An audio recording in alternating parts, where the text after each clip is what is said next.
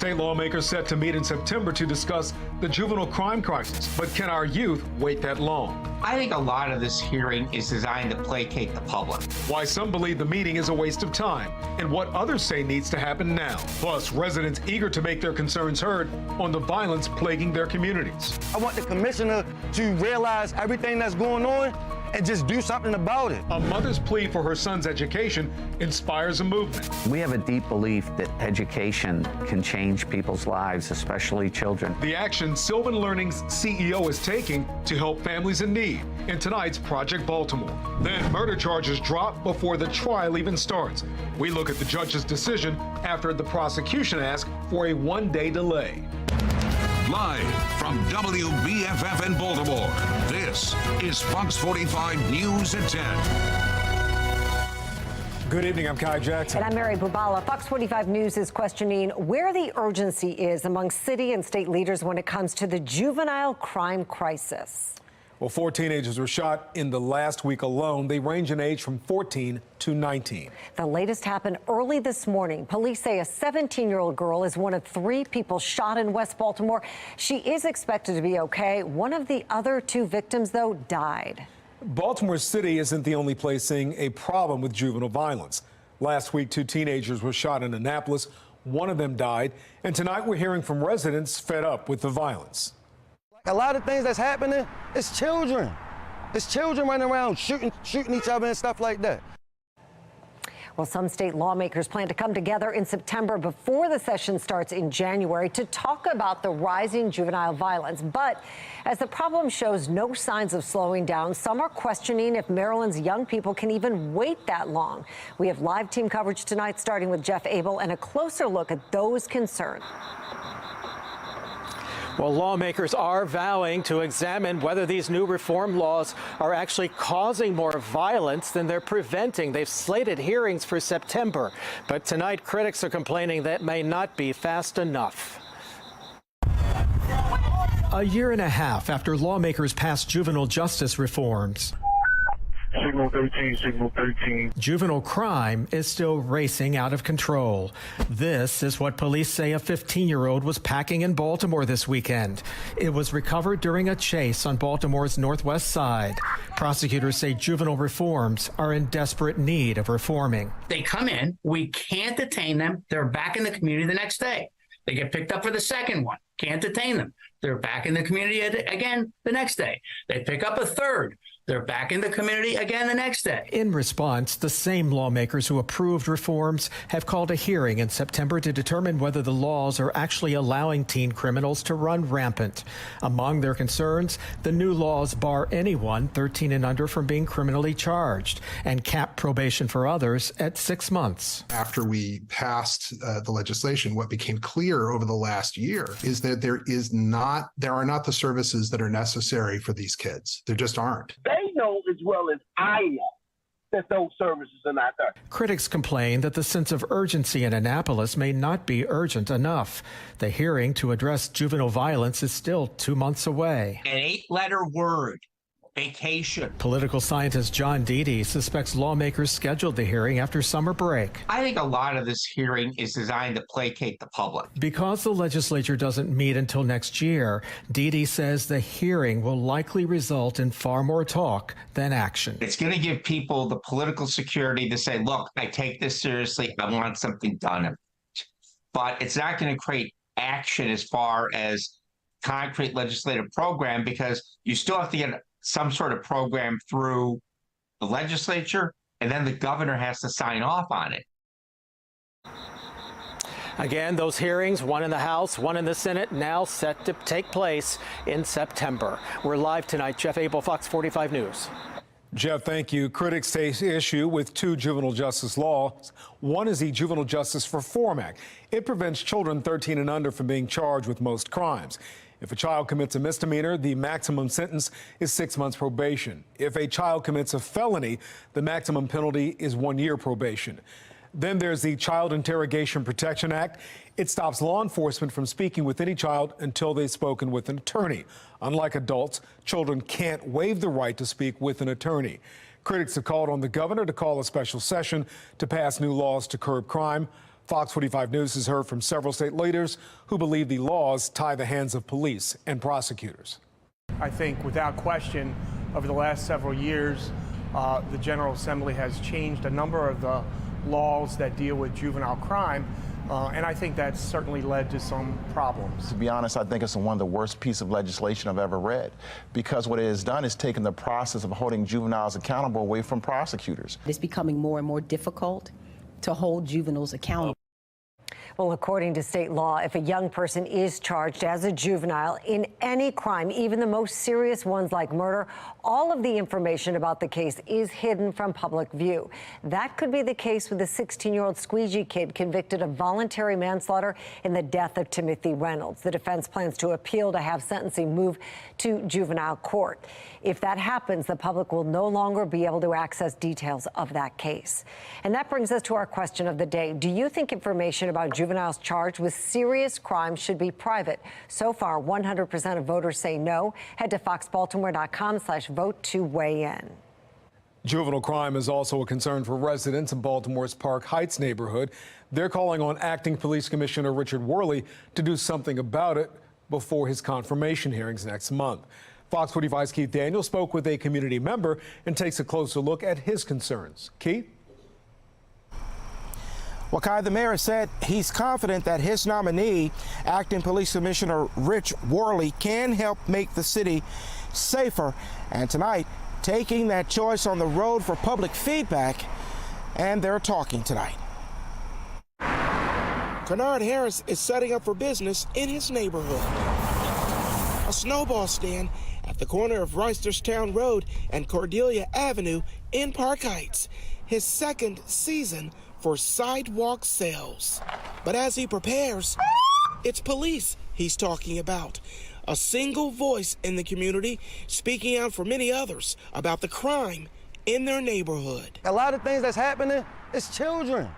It's children running around shooting each other and stuff like that. Harris's concerns as Mayor Brandon Scott and Acting Police Commissioner Richard Worley announced dates for 7 community engagement meetings as the city council considers Worley's nomination. The mayor saying on Twitter the meetings will be to discuss how best to build a safer Baltimore and to hear from residents about what they want to see from the city's commissioner. I want the commissioner to realize everything that's going on and just do something about it. They have a job. They have been trained for it. The community meetings begin next week, August 8th, with telephone town halls, then a virtual event.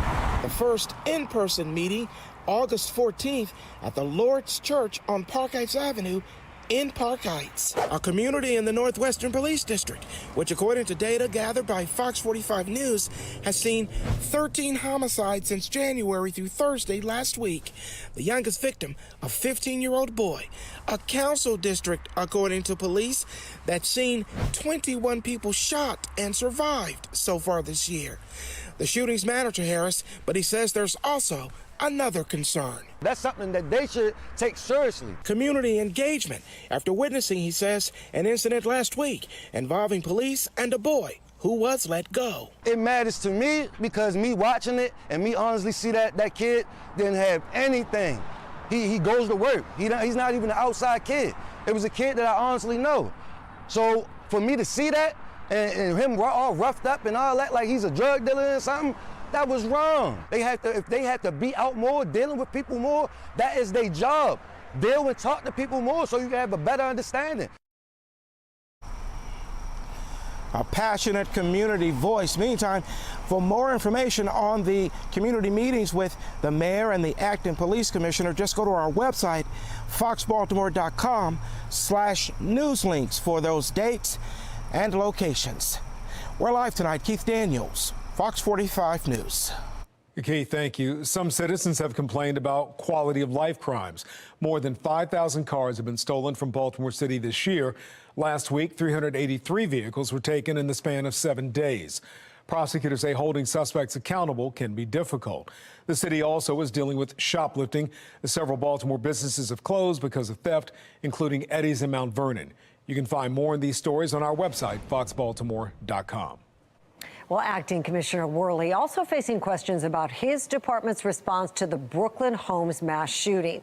This week marks 1 month since 2 people were killed, 28 others hurt at the Brooklyn Day block party. Worley admitting the department made mistakes and missed some warning signs. Now, the search for suspects continues. There have been no arrests for the shooting itself. Police say they found bullet casings from as many as 16 different guns on the scene, and they believe there's more than one suspect, but have not named any. A 17-year-old is facing weapons and riot charges in connection with the incident, but is not charged in the shooting itself. Now, the mass shooting reigniting more questions about the Safe Streets program, including what a mediation entails, who oversees the documentation of conflicts, and what protocols are in place to ensure better communication among agencies about a potential threat. We do know Safe Streets workers were at the Brooklyn Day block party and that they dealt with several conflicts before the shooting.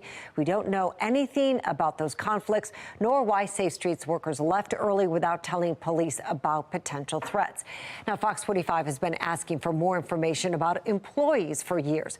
We want to know how they're trained, how they clock their hours, and how the city is making sure they're not taking part in illegal activity while employed by Monzi or Safe Streets.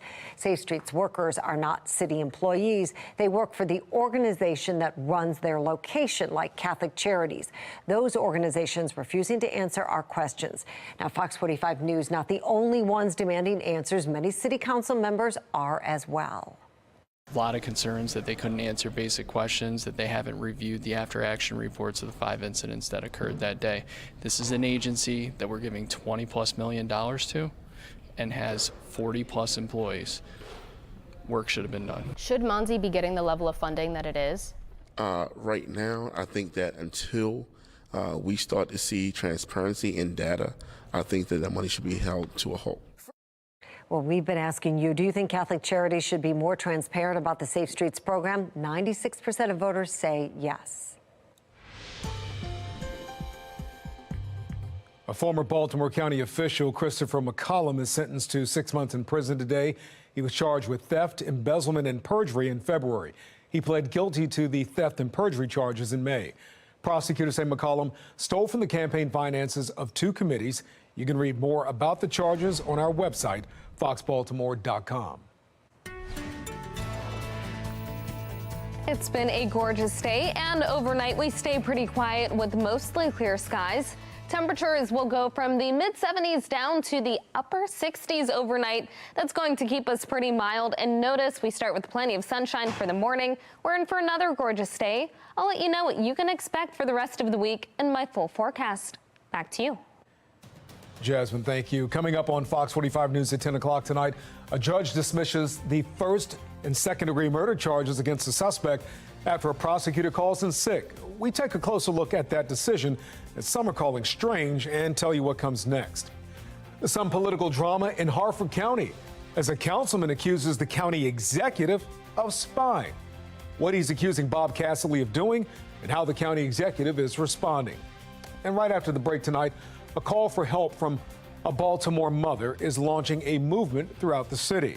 Project Baltimore explains what it is and the impact it could have on students.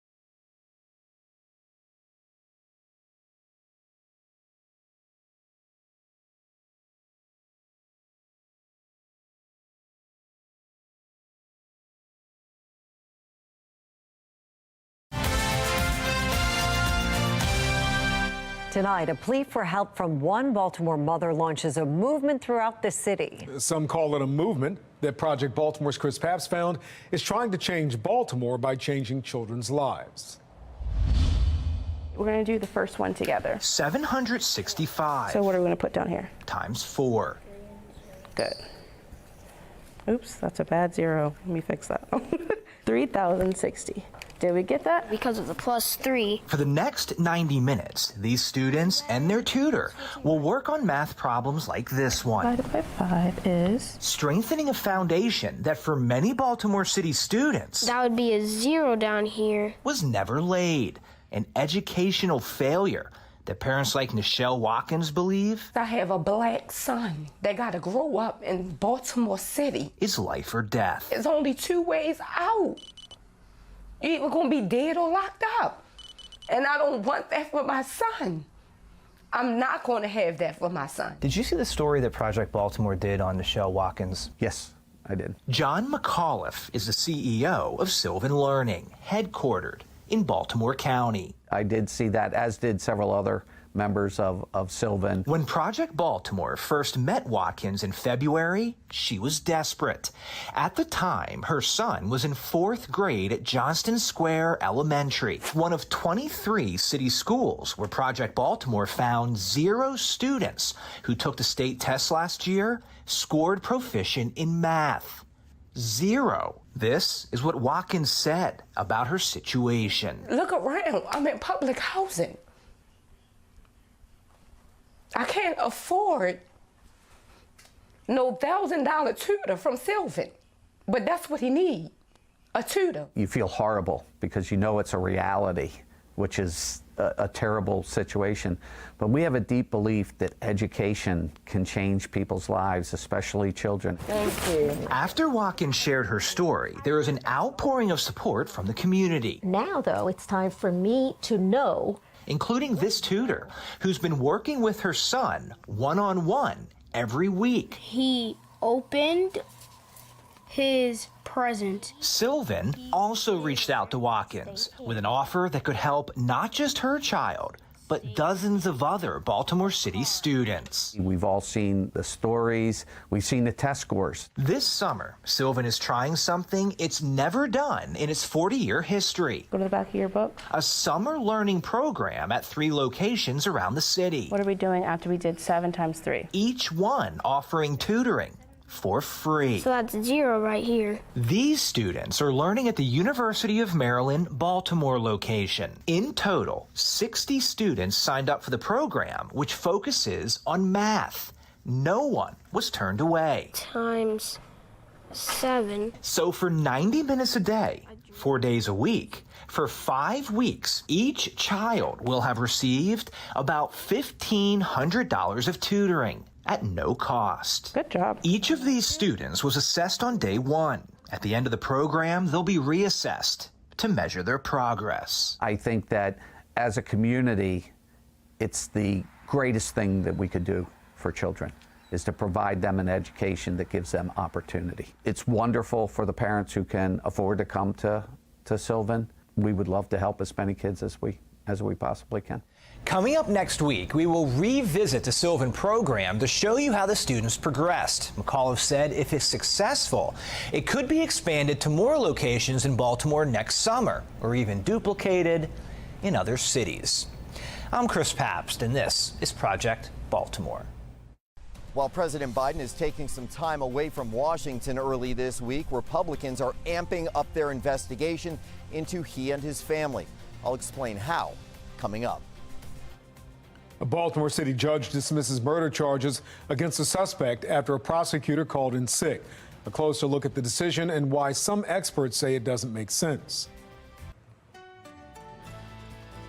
We've been enjoying nice and mild days with lower humidity and plenty of sunshine. That trend is going to continue over the next few days. Tomorrow, we're looking at the mid-80s, a great day for doing some yard work. Then Wednesday, another great day to get outside, the mid-80s, but on Thursday, we'll have the next chance for showers and storms. I'll let you know just how hot it gets after that and what to expect for the weekend in my full forecast.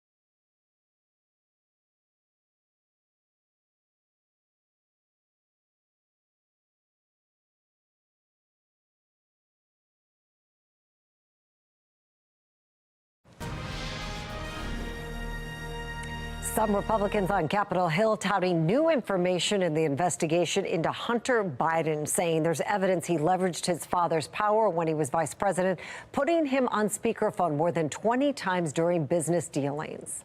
Sinclair chief political correspondent Scott Thuman takes a closer look at whether it will matter as President Biden seeks re-election. While it's a day at the beach for President Biden, a less relaxed tone back in Washington, where lawmakers met behind closed doors Monday to question Hunter Biden's former business partner, Devon Archer. Republicans hoping to connect Hunter's overseas deals they claim are improper, possibly even illegal, to President Biden. I believe that Joe Biden knows about all those things. Now, what level of involvement he had as a participant, we're investigating to find out. Republicans also seeking to identify buyers of Hunter Biden's pricey paintings to see if Biden's supporters are paying up as a way to funnel money to the family. But the Wall Street Journal reporting the president is ignoring the political perils while his son accompanies him in high-profile settings. The Journal noting how squarely in the spotlight President Biden has kept his scandal-plagued son, adding that proximity worries some presidential allies, concerned it could hurt Biden's chances to keep the White House in Democrats' hands in 2024. The president and the first lady, they love their son, and they support him as he is working to rebuild his life. Biden's approval ratings mired in the 40s, another potential hurdle. But Democrats don't believe Hunter's issues matter as much as Republicans claim, even using a Trump line of defense. I think this is a witch hunt. If Hunter Biden has broken the law, he should be held accountable. I don't have any concerns. But others insist President Biden should. Anytime a politician or a politician's family has the word deal next to them, that's a problem. That's a huge problem. Republicans admitting they haven't found enough hard evidence yet of wrongdoing, but are still feverishly searching for it and openly hoping that if they do, it would be enough to try and impeach the president. On Capitol Hill, I'm Scott Thuman. A bizarre political feud in Harford County, a councilman accusing the county executive spying. What we know about the back and forth. Has the White House's push on Bidenomics proven to be effective? I'm Atrell Nashar in Washington with what a new poll tells us about how Americans feel about their #1 issue.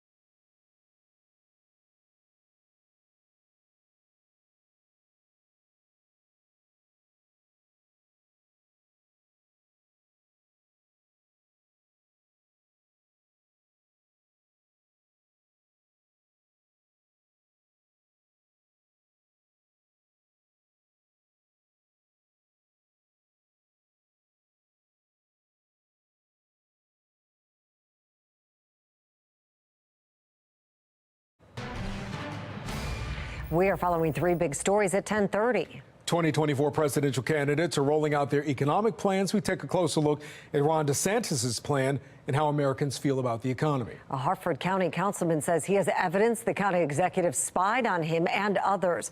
A closer look at a new, bizarre political feud. Controversy inside the Mitchell courthouse. Charges against a man facing 2 life sentences and first-degree murder are dropped after a prosecutor called in sick. And we begin there. That prosecutor requesting a 1-day delay, but that request was denied and the case dismissed. Fox 45's Rebecca Pryor has the story. First and second-degree murder charges against 22-year-old Draquan Smith dropped Monday before trial even began. According to the city state's attorney's office, the lead prosecutor, Paul Crawley, contracted the flu over the weekend. He even obtained a doctor's note saying he could not be in court for jury selection and requested a 1-day delay. But instead of granting the brief postponement, a judge demanding the state move forward with new counsel, a call local attorney Jeremy Eldridge deemed highly unusual.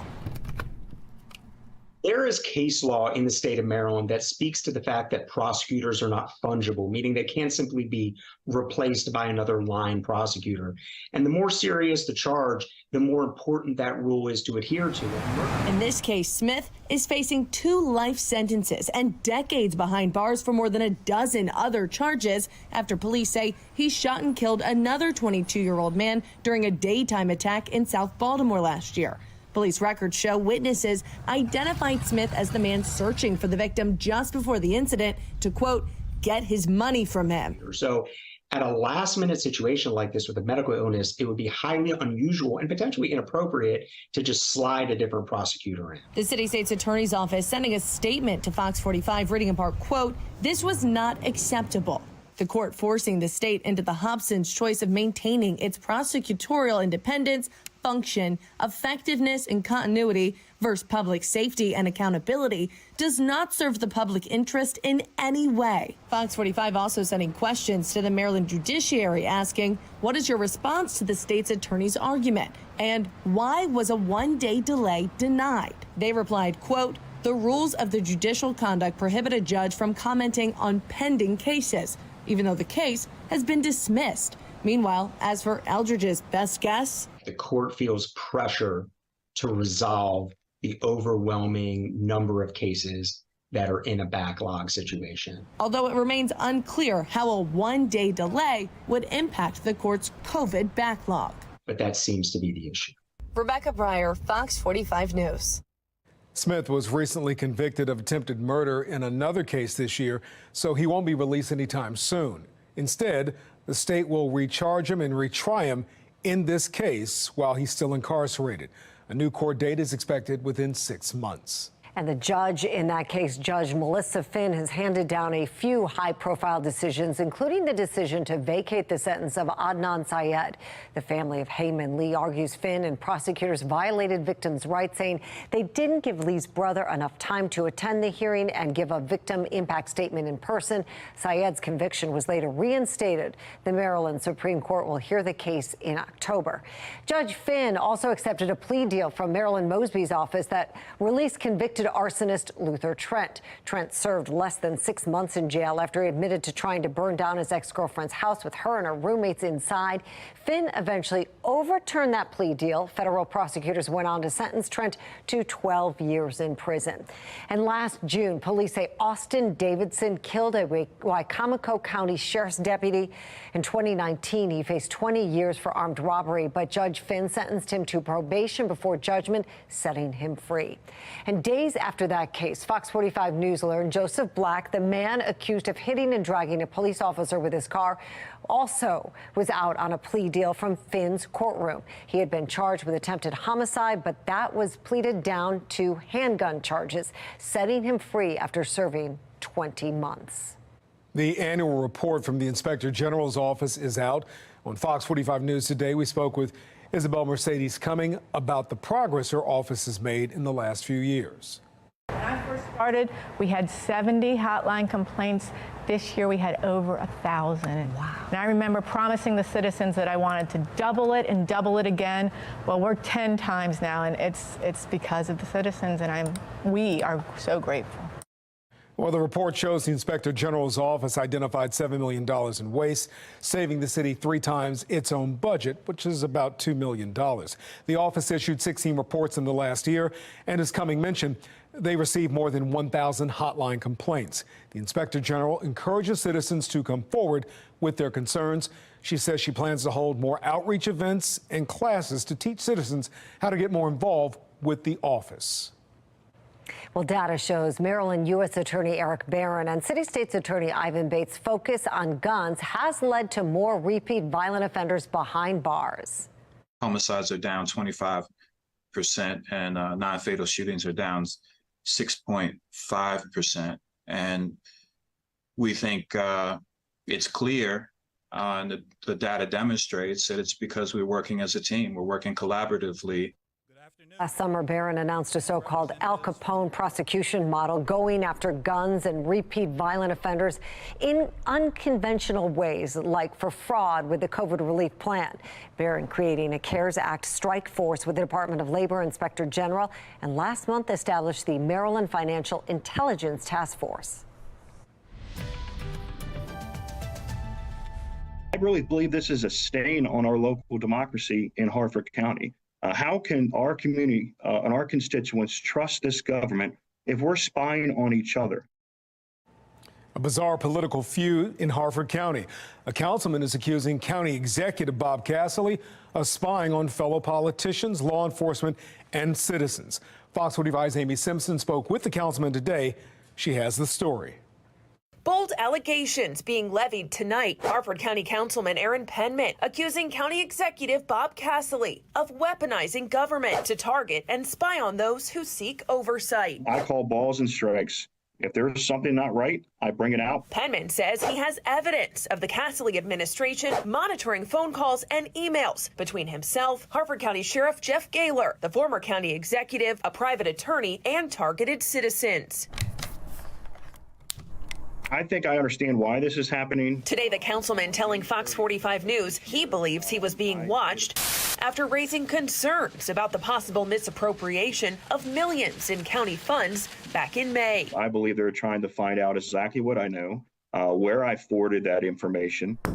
But Penman's evidence of these wiretap allegations has not been shared with Fox 45 News, and some on social media are poking holes in the councilman's accusations. Where's the proof? What evidence? One man commented on Penman's Facebook page.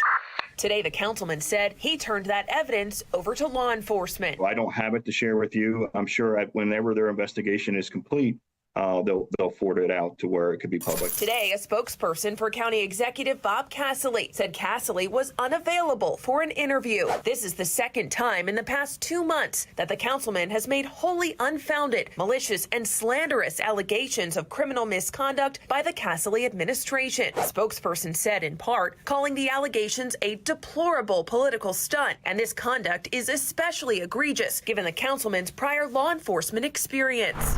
The Harford County Sheriff's Office not naming names, but also addressing the serious allegations on social media. As with any report of a crime, we have a duty to investigate, the Post says, acknowledging Maryland's stringent wiretapping laws, and says due to the complexity of the case, detectives will report to the state's attorney for fairness and transparency. I look forward to the investigation being complete. And all the facts coming out so it can be taken care of. And while Harford County waits for more information or proof of any illegal actions by the county's top politician, tonight Councilman Penman stands by his words. 100%, it's factual. And nowhere in his statement did he deny doing it. Amy Simpson, Fox 45 News.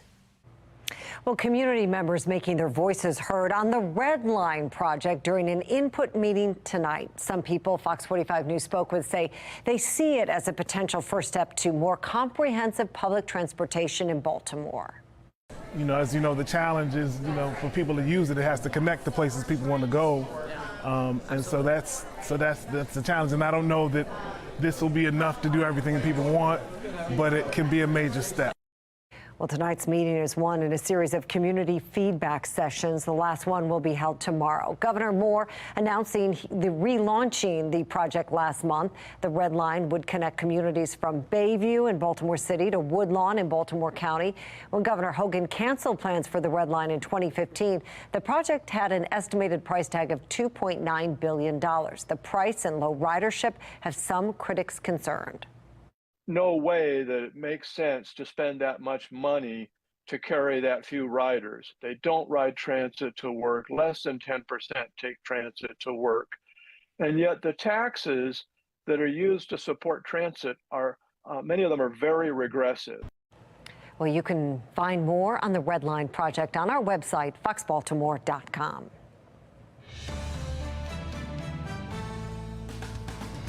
The 2024 presidential candidates are starting to roll out their plans for the economy.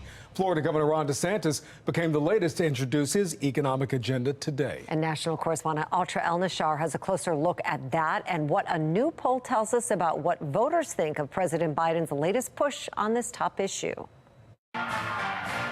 This summer, the Biden administration has gone all in on Bidenomics. The president, vice president, and cabinet members crisscrossing the country to convince Americans their economic plan is working. You see more the things that you need in order to really have a sense of vibrancy in a community. However, a new CBS poll finds 59% of adults say they haven't read or heard much or anything at all about Bidenomics. For those who have heard about Bidenomics, when asked what comes to mind when they hear the word, the top answers are higher inflation, tax increases, investment in infrastructure, and job creation. The latest reading of consumer confidence from the Conference Board shows people are starting to feel better about the economy and the direction it's headed. But it's not necessarily translating politically for President Biden, at least not yet. His approval rating still hovers around 40%, according to Gallup, and the Republicans hoping to replace him are trying to capitalize on that. We are today declaring our economic independence from the failed elites and policies that have harmed this nation's middle class. Florida Governor Ron DeSantis, whose struggling campaign is going through a reset, rolled out his three-part economic plan Monday to, as he puts it, take economic control back from China, grow the economy faster, and achieve quote-unquote energy independence. Well, hello, Iowa! Candidates polling even lower, trying bolder proposals. Former Vice President Mike Pence going all in on lowering inflation, supporting an overhaul of the Federal Reserve to eliminate its mandate to protect jobs. And, along with former UN Ambassador Nikki Haley, and we're going to go tell them times have changed. Looking at raising the retirement age for Social Security and Medicare to ensure the programs stay afloat. How much traction these ideas get in voting booths will likely depend on conditions closer to 2024. In Washington, I'm Atra El-Nashar.